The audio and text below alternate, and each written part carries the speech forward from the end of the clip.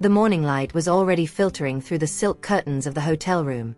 But Lu Qi-jin had been awake for hours. There was no room for the luxury of laziness in her life, a complex tapestry woven from the threads of motherhood and corporate power. To the world, she was simply Ms. Lu, a quiet, single mother who had recently returned to the country after years abroad. In reality, she was the head of Chenlu, an elite design and security consulting firm, known only in the most exclusive circles as the Eventide organization. Sitting at her desk, her tablet displaying encrypted financial reports, she could hear the soft chatter of her three little strategists in the next room. Kai Kai, Kuki, and Xing Xing were the reason for everything, the compass that guided her entire existence. They were the living proof of a past she had carefully buried under layers of success and calculated coldness. "Mommy's here, boss mommy," she whispered to herself, a fleeting smile lighting up her face before her serious expression returned. The company was running like a well-oiled machine, but her most delicate mission yet, the search for the children's father, required her personal attention. This wasn't a romantic quest, it was a matter of security, of tying up loose ends from a past that threatened her children's future. "No one, aside from a few key members, knows that we are eventide," she had instructed Kai Kai, her oldest and sharpest. "You can't tell anyone who I really am, understand?" Kai Kai's reply, ever the pragmatist, was a mirror of his own mother. "What about the dad the kids want so badly? They just need me as their mom." Lu Qi-jin sighed. The father was a shadow, a painful memory, and a mystery that had to be solved. "Our mission is to find him without drawing any attention. Kwai, do you get it?" That day, the search led her to an art exhibition, an elegant pretext to observe the city's elite. She knew many of the city's tycoons would be there, and the probability that the father was among them was high. The gallery was buzzing with hushed conversations and the mixed scents of oil paint and expensive perfume. Lu Qi-jin tried to keep her composure, but the boundless energy of her triplets was a constant challenge. "You little rascal, where are you taking your siblings?" she chided Kai Kai, who was trying to sneak into a restricted area. "We just got back. We can't cause any trouble, you hear me, my dears?" "Got it. Understood," they replied in unison, the sweet voice of Kuki, the gentlest, standing out. While Lu Qi-jin pretended to admire an abstract painting, Kuki, the most daring of the three, darted over to a corner where a woman with silver hair and an inquisitive look was seated. It was Mrs. Li, the matriarch of the powerful Li group. "Oh, what a polite little dear," Mrs. Li said, charmed by Kuki's bow. "Awesome. Look at this adorable child. When are you going to give me a granddaughter as cute as this?" The Assam she referred to was Li Song-ah, the CEO of the Li Group, who was standing nearby, lost in a business conversation. He barely noticed the interaction, but Lu Qi-jin, with her motherly and professional radar on high alert, saw everything. "Mommy's here to get me. I have to go now." "Bye-bye, Grandma," Kuki said, before being gently pulled away by her mother. Finally free from his conversation, Li Song caught a glimpse of Lu Qi-jin's silhouette as she walked away. It was just a fleeting glance, but something about her posture, the way she held her children's hands, stirred a distant memory, an echo from a past he had tried to forget. "Mother," he said, turning to Mrs. Li. "Did you see that child who just walked by? Her eyes and her nose. They look just like yours when you were little. Do you think she could be your daughter?" Li Song rolled his eyes. "Mother, you're obsessed with grandchildren. I don't even have a girlfriend. How could I possibly have a child?" But Mrs. Li was adamant. "It can't be. It's too much of a coincidence. What if it's true? Let's go to the hospital right now and get a paternity test. It's possible, right? I might have a granddaughter." Despite his skepticism, Li Song felt a flicker of curiosity. The idea was absurd, but his mother's intensity was contagious. "Mother, at your age, you're still acting so impulsively. But even if we're wrong, we have nothing to lose. Let's go to the hospital. Quickly." Fate, however, had its own plans. As Lu Qi-jin was driving the children back to the hotel, their rental car, an old, discreet model, sputtered and died in the middle of Chien Street. Darlings, it looks like the car has a little problem. Stay put for a minute, Mommy will handle this, she instructed, her voice calm despite her frustration. It was at that exact moment that a luxury car, driven by Lee Song-ah's secretary, Song Chantian, lightly rear-ended Liu Qi-jin's vehicle. Ugh. Isn't that Liu Qi-jin? Why is she driving such an old clunker? And it broke down. Song Chantian, a former college classmate and professional rival, stepped out of her car with a look of pure contempt. Song Qianqi, 5 years and you're still wearing knockoffs of famous brands. And these kids, they're not your little secrets, are they? No wonder you fled the country back then. The arrogance in Song Chantian's voice was a trigger for Liu Qi-jin. She was no longer the naive young woman who had run away. She was the boss. Say one more word, and I won't be so polite. Let me give you a taste of a real slap, Liu Qi-jin hissed, the threat veiled in her low voice. The escalating tension was interrupted by the arrival of Lee Song-ah, who had been called by Song Chantian. He got out of his car, his irritated expression turning to surprise when he saw Liu Qi-jin. Here's a check. Fill in the amount yourself, he said, holding out a checkbook, trying to solve the problem with money. As he always did, Liu Qi-jin stared him down, her dignity unshaken. Where did this arrogant guy come from? I, the leader of the Eventide organization, don't need your money. If there are any problems later, you can find me at the Lee household. She knew mentioning her organization was a bluff, but the reference to his family was a clear warning. Lee Song-ah was intrigued. This woman was different, defiant. He watched her walk away, her posture erect, her gaze full of scorn. Later that day, back at the hotel, Liu Qi-jin received a phone call. It was the design director from the Lee Group. Hello, is this Ms. Liu? I'm the design director for the Lee Group. I'm a great admirer of your design talent, and I was wondering if you'd be interested in working for our company. Liu Qi-jin smiled. Fate was handing her a golden opportunity.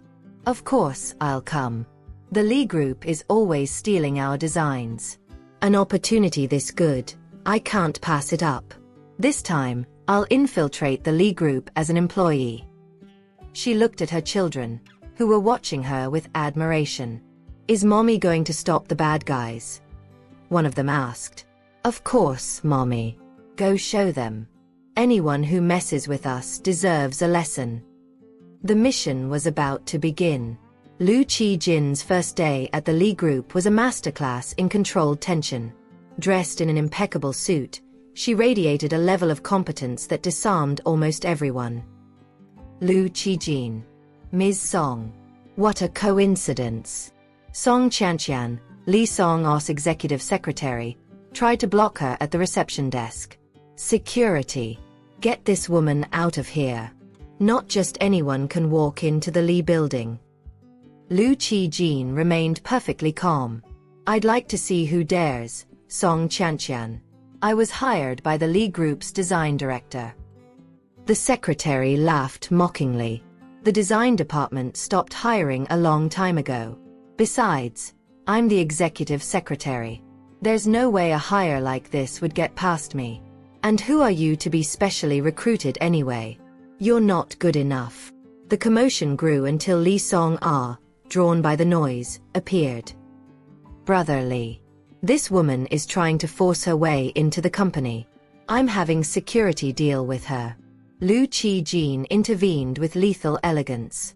Mr. Lee, it seems the reception and HR departments know the recruitment process better than your secretary does. Director Wong, caught in the crossfire, hurried to explain.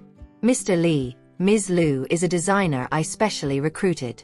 She's won several design awards overseas. We finalized the agreement yesterday. Lee Song-ah studied Liu Qi-jin. There was something about her that intrigued him, a quiet strength that stood in stark contrast to Song Chantian's hysteria. Secretary Song, the list of special recruits was sent directly to Mr. Lee. You don't have the clearance to question it. He turned to Liu Qi-jin, a cool professional smile on his face. I apologize for what just happened.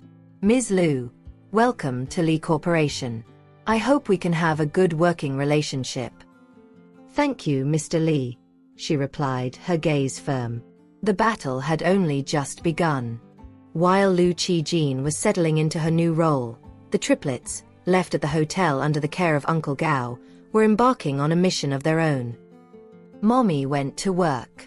Should we take this chance to go look for Dad? Yes, let's do it, said Kai Kai. I think this guy is our dad. Look, he looks a lot like me, Kuki said, pointing to a picture of Lee Song-ah in a magazine. He must be our dad. Let's go find our dad. Their escape was a masterfully executed plan. Oh, Uncle Gao, my tummy hurts. I must be hungry, Kuki whined, creating the perfect distraction for their bodyguard. In the blink of an eye, they were out on the street. They used the reward offered by Mrs. Lee, which had been made public, as bait. Is Daddy here? Is this the place? However, the bait attracted the wrong kind of attention. A man, a bounty hunter, grabbed Kuki. Come with me, kid. I'll take you somewhere nice. No, brother, help me. Let go of my sister. Kuki's scream echoed through the lobby of the Lee Group building. Lee Song-ah, just coming out of a meeting, saw the scene unfold. The girl's resemblance to him was undeniable, but it was the fear in her eyes that hit him with an unexpected force. He acted on pure instinct, taking the man down with a single swift move. Who gave you the right to touch my child? He roared, the word child escaping his lips before he even realized Liu Qijin arrived at that exact moment, just in time to see Lee Song-ah holding Kuki, a look of protective fury on his face. Mr. Lee, thank you so much, she said, taking Kuki into her arms.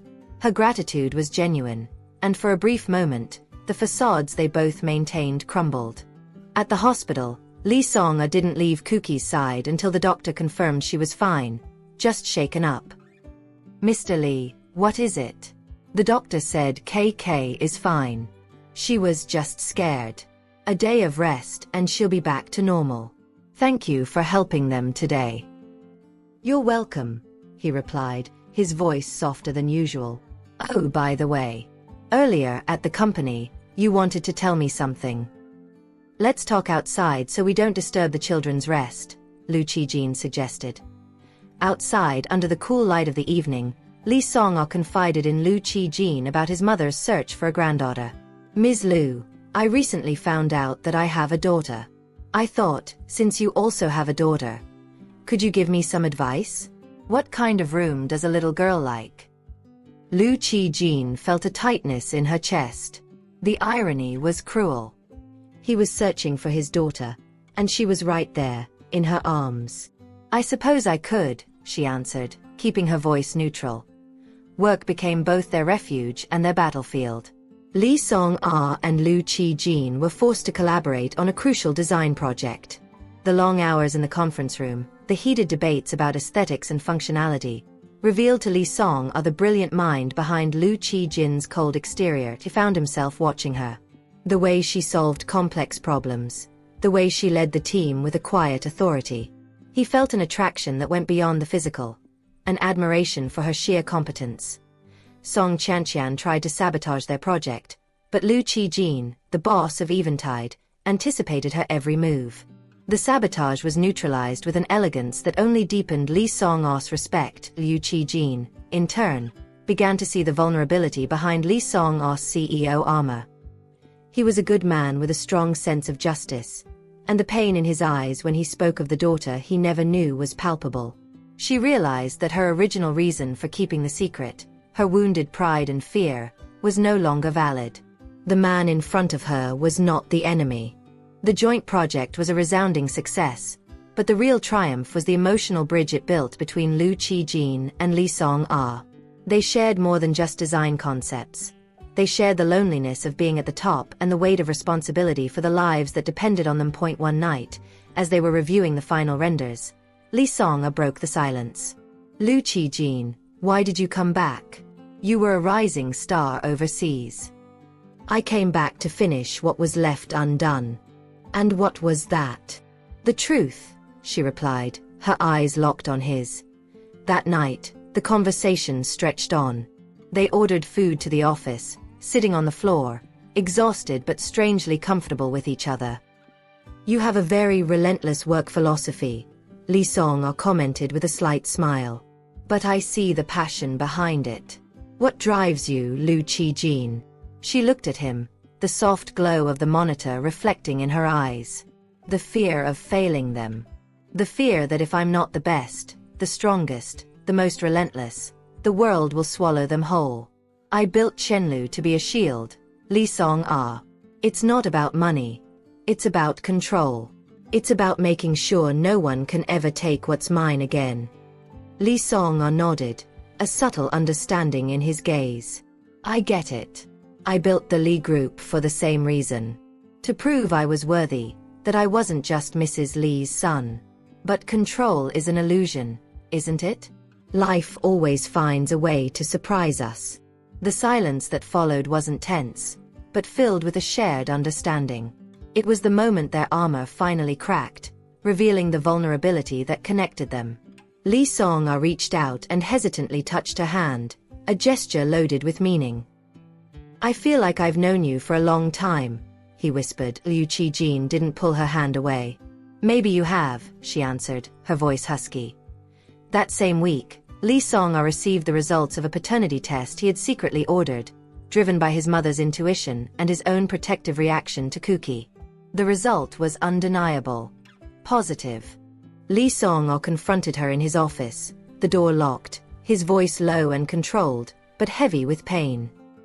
"Why, Lu Qijin? Why did you hide my children from me?" She didn't try to deny it. The time for truth had come. "I didn't hide them from you, Lee Song. I protected them. From you, from your world, and from what happened between us." She then revealed the past, a story of betrayal and misunderstanding that had been the catalyst for her flight. Years ago, when she first discovered she was pregnant, a rival of Lee Song, with the help of Song Qianqian, had forged evidence suggesting he was involved in a corruption scandal and was using her to cover his tracks. The threat was clear: if she stayed, she would be dragged into his ruin, and her children would be born under a shadow of dishonor. "I saw what looked like your signature on documents that incriminated me. I believed you had betrayed me, that you saw me as nothing more than a pawn. I fled the country, pregnant and alone, and I swore that my children would have a clean name, even if I had to build it from scratch. I became the head of Eventide to ensure no one could ever hurt me, or my children, again. I didn't need your money, Lee Song. I needed your trust, and you didn't give it to me." Her words hit Lee Song like a physical blow. He saw the pain in her eyes, the vulnerability behind the boss's armor. He realized her strength wasn't arrogance, but the result of a profound sacrifice. He remembered that time, the confusion, the internal sabotage that had nearly destroyed the Lee Group. "I'm so sorry," he said, his voice thick with emotion. "I was a fool. I was so focused on building my empire that I lost my real treasure. I love you, Lu Qijin. I always have. I should have looked for you. I should have trusted you." He knelt before her, a gesture of complete surrender and devotion. "Forgive me for making you carry this burden alone. Forgive me for ever doubting you. Forgive me for missing 5 years of my children's lives." Lu Qijin pulled him to his feet, tears streaming down her face for the first time in years. "We didn't lose, Lee Song. We won. We won 3 incredible children and the chance to start over, stronger and wiser than before." Their reconciliation wasn't a fairy tale ending, but the beginning of an equal partnership. Lu Qijin didn't give up her career. She and Lee Song joined forces. The Lee Group and Chenlu merged, creating an empire that combined Lee Song's financial strength with Lu Qijin's innovation and security network. The new conglomerate, named Li Qian, became a beacon of excellence and ethics in the business world. They built a modern, powerful family, where love and respect were the cornerstones. Mrs. Li finally got to embrace her grandchildren, and the beautiful chaos of family life became Lee Song's anchor. The final scene finds them in Lee Song's office, now their office, with a panoramic view of the city. The triplets, Kai Kai, Kuki, and Xingxing, were in an adjacent play area, laughing as they tried to hack a new security system their parents had designed. Yu Qi-jin, now the co-CEO, stood beside him, reviewing a contract. "You didn't have to do it all alone," he said, taking her hand. "I needed to prove that I could," she replied with a smile. "But it's so much better having you by my side. Together, we can build something that can never be destroyed." Their love was no longer a forbidden romance, but a driving force. They became an inspiring couple, proving that true strength lies in shared vulnerability and that success is sweetest when built on a foundation of truth and affection. Spring had returned, not just for Lu Qi-jin, but for their entire family, blossoming into a future of limitless possibilities.